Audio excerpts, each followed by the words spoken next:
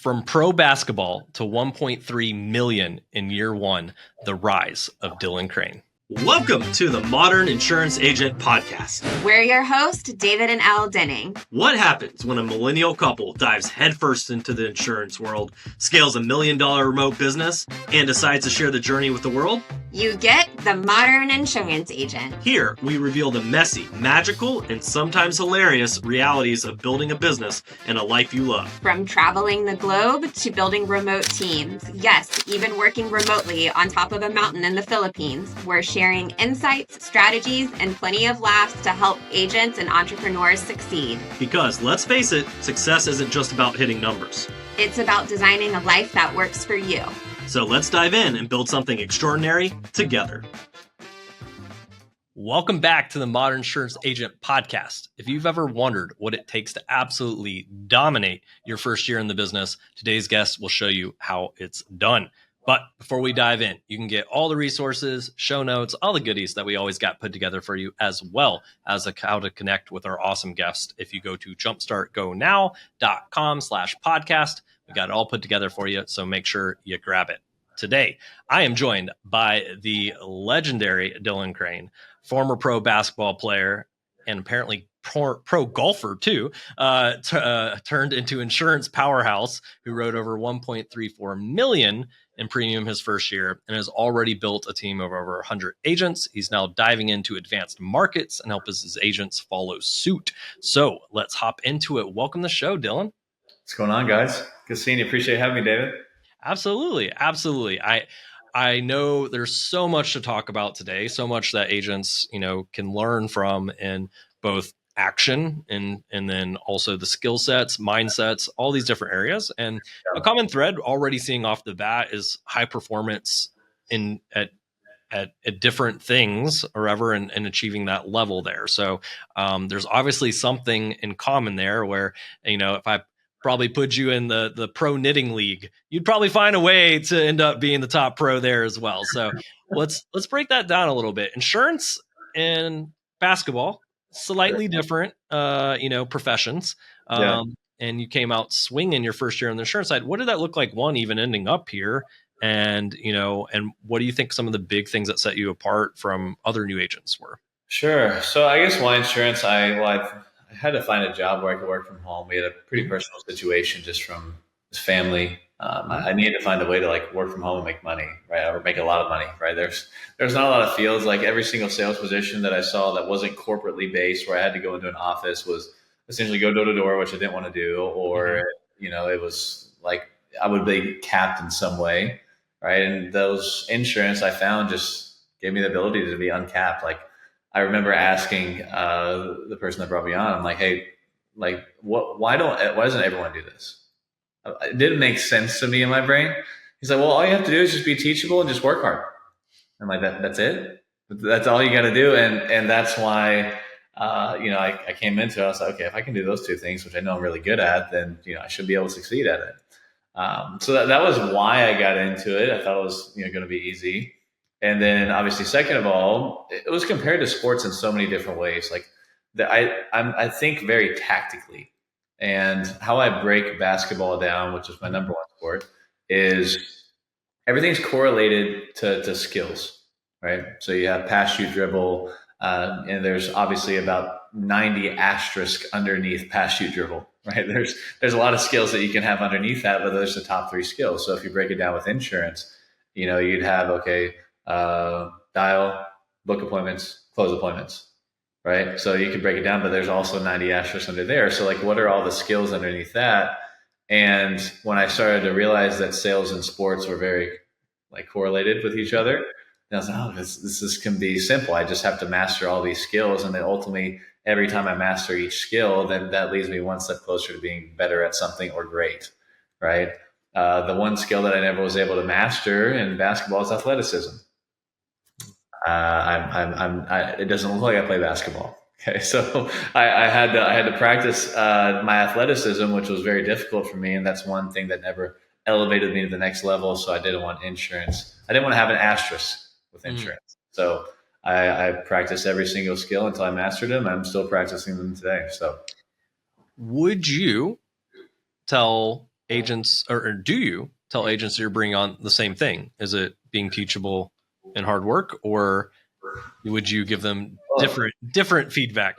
Yeah, everyone's sold on the opportunity until they start doing it. So I almost like unsell them. I'm just like, hey, like, are you sure you want to do this? Like, I just want to make sure that this is for you, because what I'm finding is there's not a lot of people that are coachable and work hard. Mm-hmm. A lot of people think they work hard. So there's a lot of people I've found that think they're working by sitting at a desk. They think they're working by thinking about it, or they think they're working just by like constantly going through the motions and then never actually improving, right? They think something's just going to change, right? And the people that think they're coachable think they're actually doing what their mentor or upline or boss has told them to do, and they're not actually doing it. So when you go back and listen to the recording of whether there was the appointment or they were booking the appointment, it sounded nothing like the script, or it sounded nothing like what that mentor or upline had told them to do. And so I'm realizing like it's very difficult for people to do those two things, which is why I think there's a pretty major problem on why there's only 8% of insurance agents that actually succeed. And I wonder almost like the same thing with like pro basketball. I think, a lot of kids, including myself growing up, like I want to be a pro athlete, and basketball was one of the many sports. I want to be a pro athlete. Right. And, coming from pro athlete, I was like, are you sure? Right. Cause that's day in, day out, mornings, evenings in the gym. It's missed, life a little bit on that from this sole dedication and focus that it really takes. And even then, most people will never make it to that level on that side. And I think that is probably one of the right ways to approach describing this industry, because it's also not something you can really succeed at or make it happen without that level of work or focus, right? Sure. Yeah, I think how many those athletes that are listening out there, how many of you are guilty of just going to the gym thinking you're practicing by just shooting around the gym? Right. So there's probably a lot of people out there that are just like, I thought I was practicing. I went to the gym, but you never got any better. You never improved your skills. You never worked on a skill. You never sat, and like the hardest part for me with basketball is sitting there and just doing ball handling drills. So boring for me. But it was like, that was my worst piece, because I literally hated to sit there and do ball handling drills. It was annoying. It was boring. I felt like I wasn't improving. Right. So it's the same thing in insurance. Like, figure out that one thing that is just really annoying and boring for you. But guess what? That's probably the one thing that you're not as good at. So you're going to have to sit there, work at it, practice it. The more you do it, the better you get, obviously. So. And I love the translations, because I've always found sports and like business, like there's so many similarities a little bit. What lessons do you think from basketball translated directly to how you work and lead today, beyond like work ethic? Sure. Beyond work ethic. Okay. So there's a lot of things. So we'll take film first. I love that. Okay. Yeah. Yeah. So when I went through and watched film with basketball, I could automatically feel like I was doing something, or I was doing something that I was working on, but I wasn't actually doing it. For instance, like I would a lot of times work on how I looked when I handled the ball. Like, was I actually selling the move, or was I actually, but I wasn't making the defender do it. So there's something that I was doing wrong. Right. So I noticed that, okay, if that's not working, okay, then I have to switch it up. It doesn't just like magically happen if I continue to do the same thing over and over again and nothing works. That's like the definition of insanity. Same thing in insurance. It's like, okay, if I've read this script the same way, I'm emphasizing the same way, let's call it 1,000 times, and it's not working, okay, there's a problem, right? So it could be my tone, that could be my voice fluctuation, that could be how I'm saying it, maybe how I'm how I'm patternizing it, if you will. There's a lot of different ways, or it could just be like you're not saying it correctly. Like you could just be saying, you think you're saying it, but you're not. Or you could be adding something. So I think that's a pretty good correlation of watching film to either listening, probably I would say listening to yourself, because that's the only way to improve. So seeing both of those, that directly correlated with basketball for sure. And that helped me realize, okay, I have to do the same thing with insurance in order to get better. Is it annoying? Yeah, but you got to do it.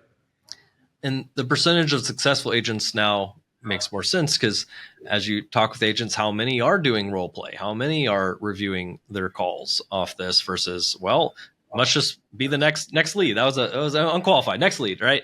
Yeah, I love that. I love that, studying the game, whether that game's basketball or if that game's selling insurance, right? exactly.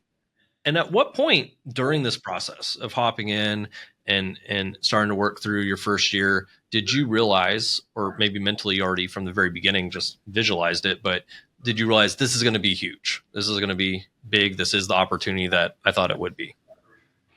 There's a couple moments.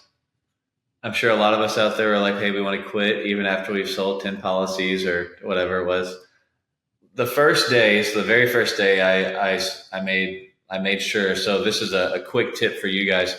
Speed is very, very key when you're moving initially. Like how you move and how you dial, getting as much activity as possible, the fastest possible, and failing very quick I knew it was very important for me to figure out the game, right? So what I did is I took my notebook and I wrote down, like I literally sat here and wrote down every single number. I didn't do a dialer. I didn't have a dialer yet. I didn't want to purchase something that I didn't think was going to work yet. So just try my phone first. Mm-hmm. So I just went through, wrote every single lead down. I had 250 leads, made 7 appointments my first day. Really only cared about the first one because I wanted to see if it worked, right? So my very first appointment, they showed, closed an appointment, right? So closed it, right? So I was like, oh, so I just made $1,500 in an hour? Okay, all right, that's sweet, right? So cool. So that was number one. So I was like, okay, this thing is kind of real. Okay, I'm not, like, I had some help doing it. Okay, so I wasn't like a pro right away. I did have some help. I didn't do it by myself. So then I did 5K AP my first week. Okay. Then I did another 4K kind of like that next week. Okay. So I roughly within the first, roughly call it 12 days, I did 9K AP off of 50 cent, like bonus leads, like really, really old. Mm-hmm. Like at the time, to everyone else out there, you guys are probably like, okay, Dylan, that's phenomenal. I thought that was terrible. Okay. I wanted to make more money. Okay. So I was like, okay, so I didn't think at that point, since I thought that was terrible, I wanted to make more money. This thing really worked. So I'd say first day was helpful. I did 50K my first full month. Okay, AP. So after that, I was like, okay, like I made like 25 grand that month. I'm like, okay, I'm starting to see it, right? And then I was actually still technically working part-time. I was still working full-time hours, but I still had another job. Oh, okay, so I had to do like 3-4 hours over there and act like I looked like I was working. So I went in and I had to go into a company I was in Tennessee, and they brought me in. It's like, Dylan, why haven't you been working so much? And I'm like, well, there's a lot of stuff going on with my family and so on and so forth, right? Not trying to say I was working something else. And I quit. So I quit my job because I felt like ethically I couldn't keep going. So at that point, I was very nervous. So the first week that I decided to like commit all in 7 a.m. to 2 a.m., which is what I did pretty much for the first like 3-4 months. I would just work a lot of different time zones. I did 25K my first like legit full-time week, like putting everything into insurance. At that point, I was like, okay, this thing works. And when I put my like 100% like all full time into it, worked as hard as I can, I thought like in August of 2024, that changed everything for me. All of that. So even at the point where you'd done 50K your first month, you had about 25K come in, you were still like, I've still got this job over here. I'm still not totally convinced yet. Yep. And it's so interesting because you do have the agents that come in like, man, if I can make an extra couple thousand, right. if or if like, oh, I just did my first sales, I wrote 10,000 in a month, like I'm quitting everything. I'm so in. But you coming from high level pro athletes, make income and stuff from that, like your levels of expectations and what you ultimately wanted out of this were already down that line. So it had to be pretty convincing to you to finally be like, okay, yeah, I'm all in on this. Yeah, 100%. It's, my income goals initially were like, okay, I see people obviously making money. I'm like, okay, if I can do 100K, then that's where I'd be satisfied. 100K in a month. So I'm like, old news to you now, but right. Yeah. If I could do 100K in a month, I was like, okay, we'd be good. And at that point when I was like, all right, if I did 100K in a month, okay, that kind of gets me where I can see this thing works. Because I still thought there was somewhere out there that I could probably go and still do it. But when I saw that was happening, I was like, okay, I'm sold, we're good. No need to worry about it, and go from there. And like you mentioned, you did it with help initially and everything as well. Just like in basketball, talking about improving these areas of the game, I would assume it wasn't all just based off your own analysis and determination that you had your team, you had your coaches, you had your trainers. What does that look like leveraging help support in areas to level up Sure. within business? So I had the mindset already, like the analytics of my brain, how it worked. Like that all made sense. I knew where I was weak. I knew my weaknesses. I knew where I was strong at. I knew like, okay, every action, needs to be fixed or it's good. Right. So I really leaned on my mentor in the beginning. Like we role played, especially within the first, probably, I would say till the end of August, I role played, for almost like 60 days. I role played over about 300 to 400 hours, a little bit more than that. Right. So I was increasing my skills at a very high level. So I think that's why a lot of people struggle is they never really get above average. Let's just call average 5K a month, making $3,000 or 2,500 depending on their contract level. All right. So they never get above average because you're going to find those people that are begging for insurance. There's your 5K, right? In order to get to the next level, okay, you got to handle, some objections. So let's call it 10K, right? Okay. Then now you have some more room now to purchase more leads, right? So you have a little bit more income. So then now, okay, we get a little better skills. Now we get to 20K, right? So now we're almost at I would say above average level. Okay. Doing 20K a month. You're essentially a top producer at that point. Okay. So then I do a little bit more because now I have more money. So now I get to the next level, 30K, right? Because I have more money to invest in leads. My skills are obviously increasing because I'm doing more appointments. I'm on the phone a lot more. And you're probably getting a little bit more mentoring because now what's happening is your mentor is probably starting to notice you now because now you're starting to do 30K. So I was like, okay, I understood that in the beginning. So I was like, okay, if I just put more effort than everyone else, then I know this guy's going to help me more than everyone else. I made my mentor $50,000 in August, my second month in. So, and that was in his bank account. So I'm like, okay, I would help me too. So I just knew that if I put in more activity, I worked harder and I did more than everyone else, then ultimately I was going to make more money and then ultimately make everyone happy.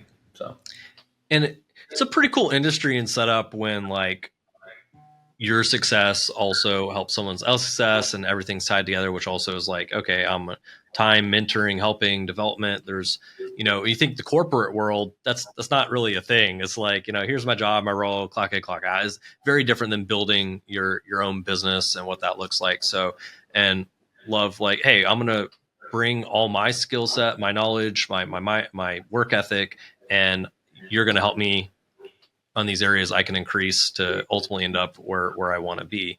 Yeah. And so let's break that down a little bit.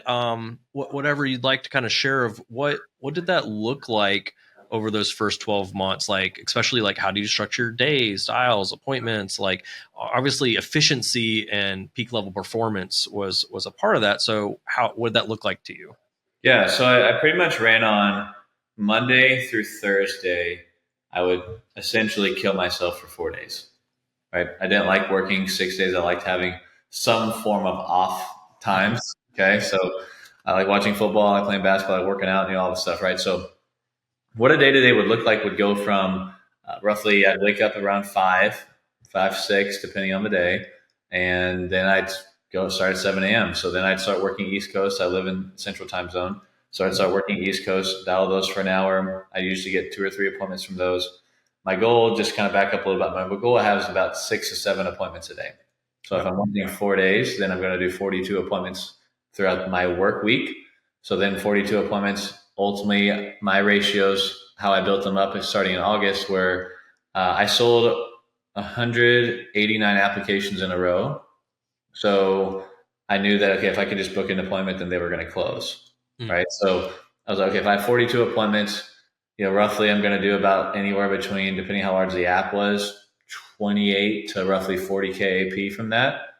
Right. And then, but if I didn't get my 6 appointments in a day and let's say I had 30, then I was going to do anywhere between 20 to 30K AP.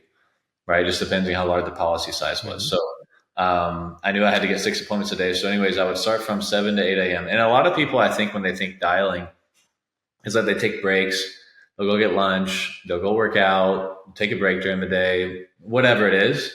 But like, I kid you not, I would go downstairs, I'd have my food pre-made from the night before. Mm-hmm. I would go warm it up, and then I'd come back and I sit at this desk all day.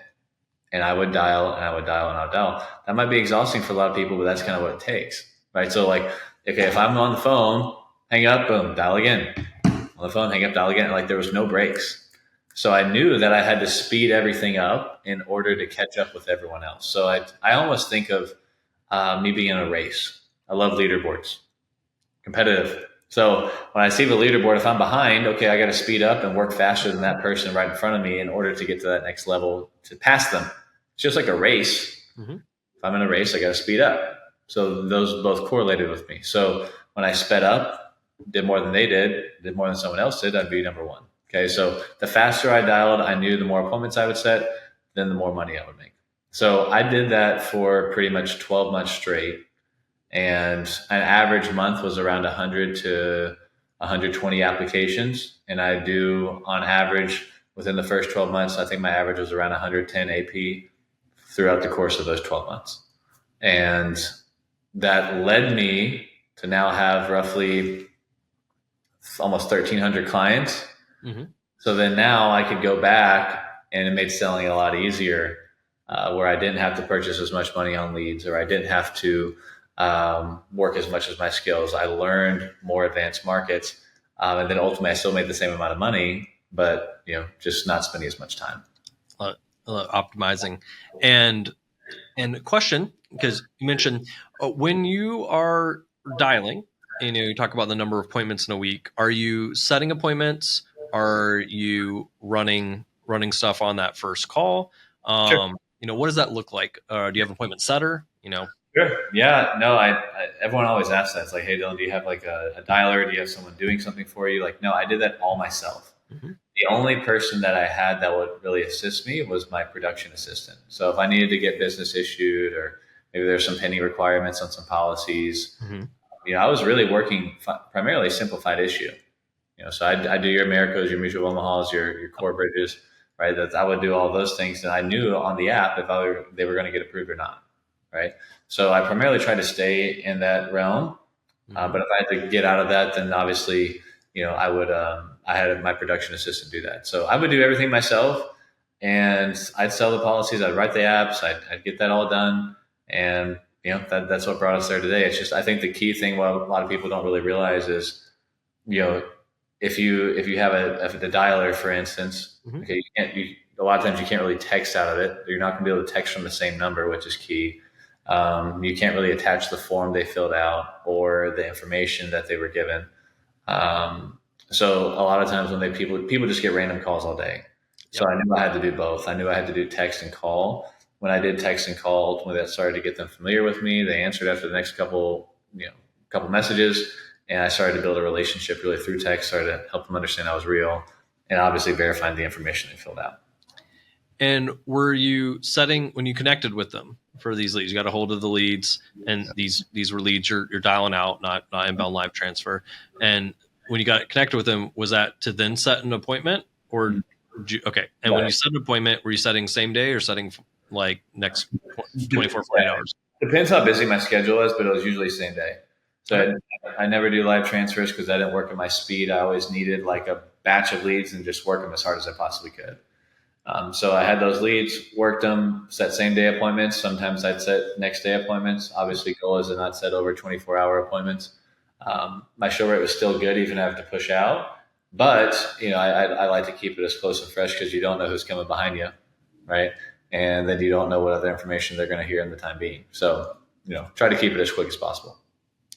What advice would you give a new agent that is looking to break their first 6 figures, let alone 7? Sure. Number one, know your numbers.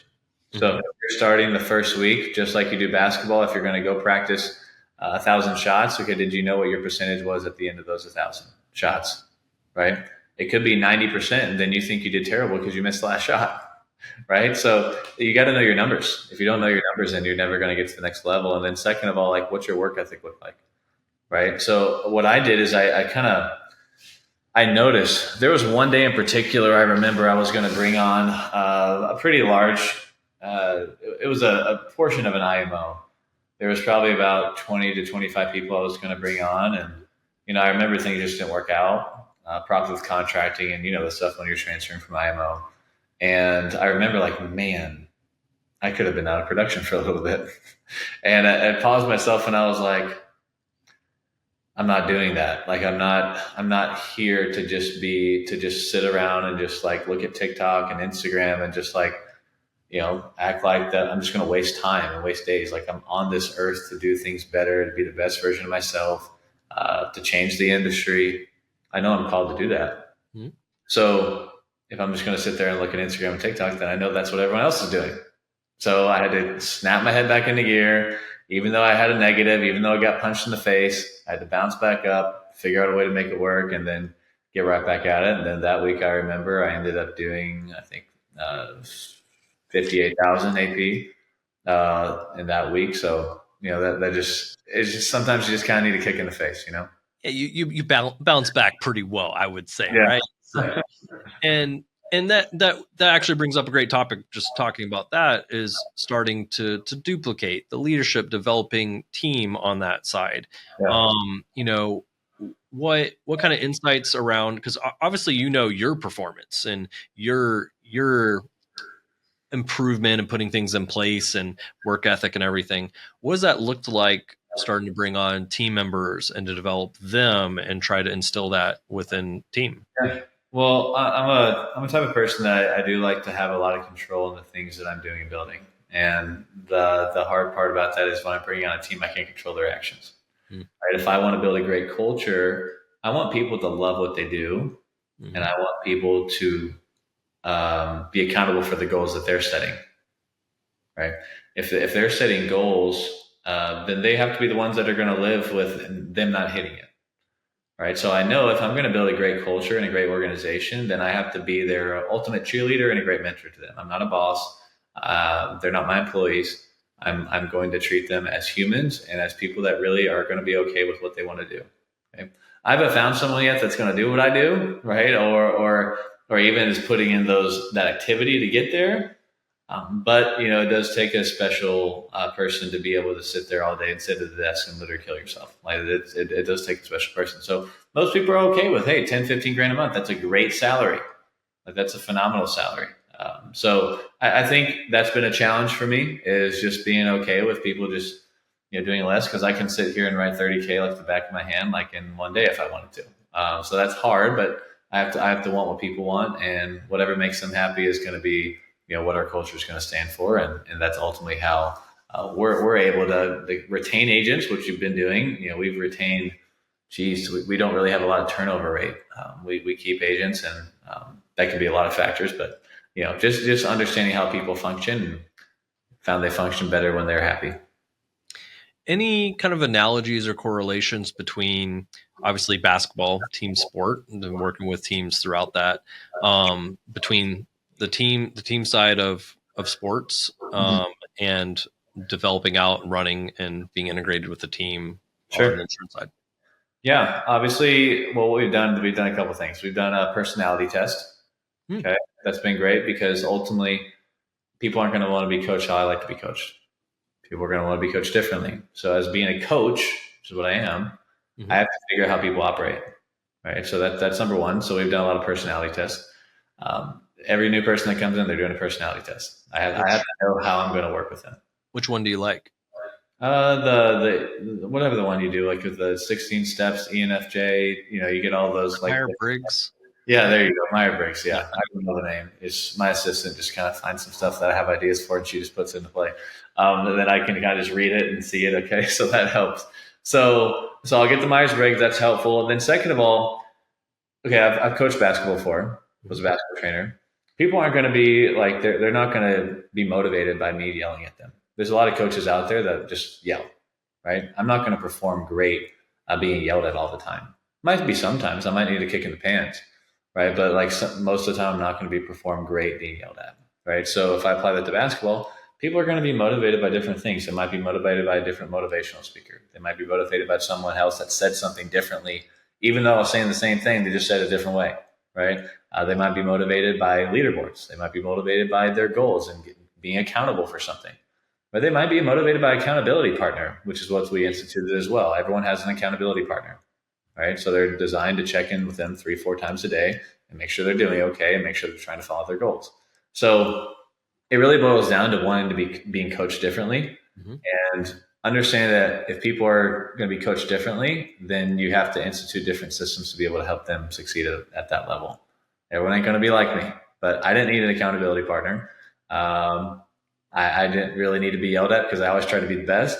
Some people need that, some people don't. It's just different personalities mean different things. So understand that as an organization and helping people grow that way has, this month we had a record, or this week we had a record week. We did 60,000 outside of myself. So we're on pace for a month to do around 400,000, which will be our largest month ever as an agency. And that's kind of 1 year in. So that's awesome. Yeah, we're doing great. So anyways, there's a little insights. So your coaching style is in, who was the guy throwing the chairs? It was John Woodgen, Bobby Knight. Bobby Knight. Yes. Yeah. Not Bobby Knight style, probably. Yeah. Yeah. Basketball coach, perfect study, because there's a lot of differentiation between Bobby Knight and Coach K and all kinds on the coaching side there, Phil Jackson or whatever. So okay. And what do you find is the key to helping those agents get to their first wins quickly? And I say that because typically we've seen like the very first wins agents get, policy, money hitting bank accounts, is maybe that belief or that key of going forward. Sure. Yeah. Obviously there you've mentioned is like, hey, how do we get people selling fastest? Right. And it's ultimately having a duplicatable system. And that's the part of any great business. Why is people buy iPhones? Well, they have a great product. Things going to work. It's really nice. It's affordable to some people, and ultimately, they keep building a better iPhone each year, right? So you first of all have to build a system that works, that's duplicatable, right? And when you find the duplicatable system, your team's ultimately going to succeed at a high level. And then from that system, you just build on and make it better. So that could be the leads, that could be how we coach, that could be the processes, could be how quick we get in with someone, live dialing, that could be sitting on appointments with them, that could be a lot of different things. It just depends on what that person's needs and what they feel comfortable with. But ultimately, you have to have a duplicatable system. Then it's like the same thing. You build asterisks underneath it, or 1, 2s, and 3s, and then you grow it and depend on what works on that person. But you have to start with the system first. I love that. And talking about like systems and transitions, optimization with everything too, I would assume, correct me if I'm wrong, like initially off the bat, we're doing more of like mortgage protection type policies and that simplified issue, like you mentioned, and have made this transition to advanced markets and doing more and more on that side. Can you talk me a little bit through that transition, what that looked like? How was, kind of how you decided to make that move? Yeah, of course. So, man, doing over 1,300 applications my first year, and 1.34 million. Man, it's exhausting, right? You can't keep doing that, right? And I felt it. There's a mortgage protection, life insurance people, or they're different type of personalities there. So you're going to come across some crazy people, and then ultimately they're just going to hit you on a day where you're not feeling it, and that's going to that might make you snap a little bit. You can't do it. So I'm like, man, I got to get out of this thing. So I still do it. Obviously, I'm doing it at a much lower level, but I transitioned to advanced markets because I'm like, okay, so if I applied the same work ethic, and then from there, I sold the same amount of policies, that means I essentially quadrupled, potentially even 5x my income. And I'm like, so if I'm making 80 grand a month, but then I added advanced markets in there, you're like, okay, so I'd make 400 grand a month? Okay. So sure, that made sense for me, right? But I just didn't understand how to correlate it and help it make sense in my brain. So I just had to find someone that knew what they were doing, and they just taught me how to do it. And it took me a little bit. It took me almost like over like week, 2 weeks, 3 weeks. But when I started doing it over and over again, saw how it worked, like really understand the process, that started to change. So I think that goes back to the principle I mentioned earlier, is like not only like what is the asterisk, if you will, of being the best version of yourself. constantly growing, constantly self-developing, constantly learning, working out, right? There's all these things that funnel underneath it. It's the same thing in insurance. Why are you okay being stagnant with where you're at, right? Why are you okay with your agency only doing average numbers? Why are you okay with you doing average numbers? Because guess what? How good of a leader you are is ultimately going to determine how big your agency is going to be. Your story is going to determine how big your agency will be. Who you're under will determine how big your agency potentially will be if you have the right mentor. So that's what I realized. And I knew if I was going to take my agency to the next level, I had to learn advanced markets. Because in the beginning, how many people need three main solutions? Like an IUL, right? Essentially kind of like a 401k with a death benefit. Getting out of debt, which is what we do. Most common thing in America. And then obviously you have lastly, there's a lot of people that you're speaking to in mortgage protection that are 59, 58, heading to 60. They need a rollover into something that's tax-free. So when I started learning those things, started making more money, but doing the same activity or even less activity and still made more money. So I knew that was key for developing my agency and not only helping my agents make more money too, because I've had agents come on board where I'm teaching them these brand new markets and they're making 15 grand a month easy just because I'm teaching them how to exercise their warm market or even their leads that they have to help them find a better solution for them. And that's ultimately help them make more money. And then obviously that's going to increase stick rate, right? That's going to make their agents stay longer. Now they're going to be able to teach that to their agents, right? So it just kind of funnels down if you just learn a new skill. And it's nice, especially with like an annuity where like in a single sale, you can do some people's yearly income off the single sale right there. And ultimately helping the client at the end of the day as well. Of course. Yeah. I mean, that's the key. That's another good point to hit on. I know we don't have time for that, but like a lot of people just kind of come into this business thinking about the money they're going to make. But if they don't put the client first, they're never going to make the money they want to make anyways. No. Right. You have to put the client first. If you don't, then, it's going to come back to bite you. It might be a chargeback. You might get sued. The policy will cancel anyways. Right. So, got to keep that in mind. Yeah, and I think that's important because even though you highlighted you came in to very quickly work towards these goals and leaderboards and needing to make income levels happen, for you it wasn't a vision of a short-term game of how quickly can I make some money in the first few months. It's a business that you're building, right? And you talk about entrepreneurship from the time you were 15, and when we have some more time we can dive into some more things, right? But it's a long term, and the more you view it that way, the more you actually end up building it something that's sticky, right? That's a lot of agents come in and out. And that's not, you don't win, get anything sustainable at the end of the day, right? So one last question as we kind of wrap it for today, and we'll look forward to future conversations for sure. But what's next for you? What's the next mountain you're climbing? You've moved to advanced markets. What's the next mountain? Sure, man. So obviously we moved to advanced markets, growing an agency, very large. Want to have one of the Edward Pritchett, I know was on your call a couple weeks ago. Obviously one of my mentors. I'm underneath his agency, so I can't be bigger than his. But I guess the goal would be to, have and John Wetmore's agency is obviously very large. So the goal would be, to have a, $300-400 million agency within the next couple of years. I move very fast. This year, we're going to have about a pretty close to $4 million agency. And then, hopefully the next year we double it. All right. So that would be the goal. So the goal is just to grow insurance as large as possible. But I know here on this earth, my calling is to do something different. I'm always going to do insurance, but what I mean by that is I don't know. I am religious, so I believe in God, and God's calling me to do something different. I don't know what it is, but I want to change the world, impact the world. I know that's my calling. Right now, I'm trying to blow up social media as much as I can, impact through social media. Mm-hmm. A way to connect with the younger generation, but our current generation. And I think if we can change the world and ultimately change the industry. And one industry at a time, ultimately it'll end up changing people, which will ultimately end up changing their industries, which will ultimately impact the world for a better place. And I think that's part of my mission. I love that. And in the future, want to explore that further on what that impact may be, building this big business and making changes to lives and insured's lives through that. But maybe there is, from a nonprofit side or a certain certain areas you particularly are passionate about, seeing some additional impacts and stuff there too. So I do look forward to exploring that more. I want to thank you so much for coming on and joining us today. For those that, hey, I want to connect, I want to follow you, just mentioned social, where's the best places they can connect with you? Go ahead and follow the Insurance Athlete on TikTok, Instagram, and YouTube. I post daily content. I haven't posted any today, but I post daily content, and I post around 2 to 3 videos a day. And I post everything, all things from insurance to motivation to sales tips to sports. So I do all the things on my channels.